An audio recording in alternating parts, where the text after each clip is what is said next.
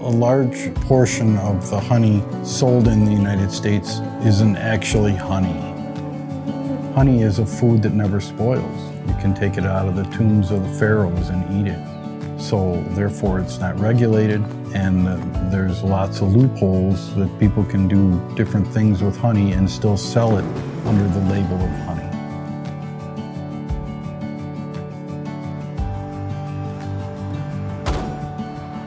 I harvest honey different than commercial beekeepers.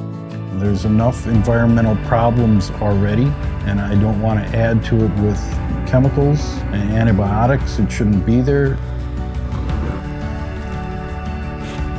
The honey that I sell is 100% my honey from my hives, and it's not pasteurized or there's no additives to it. It's just pure raw honey, just the real deal.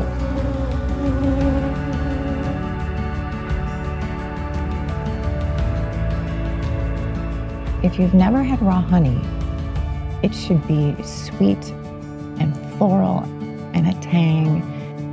Just a bouquet that comes that your taste buds are just tasting so many different things, but all those different components just mesh together to this mouth of wonderfulness.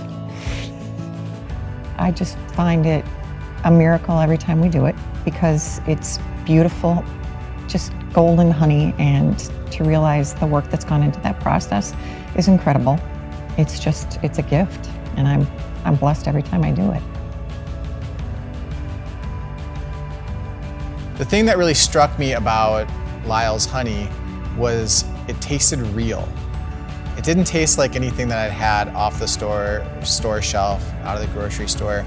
It wasn't something that tasted like it had been maybe manipulated to be a different consistency or a different level of sweetness. It just tasted real. And that's something that we know is a big problem in commercial production of honey. A lot of it isn't real honey. There is added sugar. Because I'm real concerned about the bees' health, I don't want to feed them sugar water or corn syrup, and that's what the standard is in the industry. When those beekeepers then process their honey, they're actually processing their own sugar water. I keep frames of honey from the fall so that I have them in spring. So in the springtime, when the bees are hungry, I just take a frame of honey and I uncap it and I stick it in the hive. Most people don't want to do that because it's not so cost effective, because sugar water and corn syrup are relatively cheap and honey is not. But it seems to be the answer to keeping the bees healthy and happy. On a regular basis, I crush the state average with what these other producers say they're getting. And because the bees maintain a very high health level, I'm able to produce an extraordinarily large amount of honey.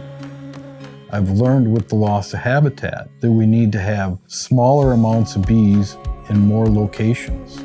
So my bees aren't competing against my other bees for the same food source. The pollination of food in this country and the world is dependent on the honeybee. They pollinate between 30 and 40% of all the food that we eat.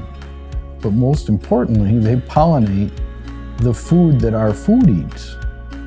For us at Tree Ripe, bees are critical to everything that we do.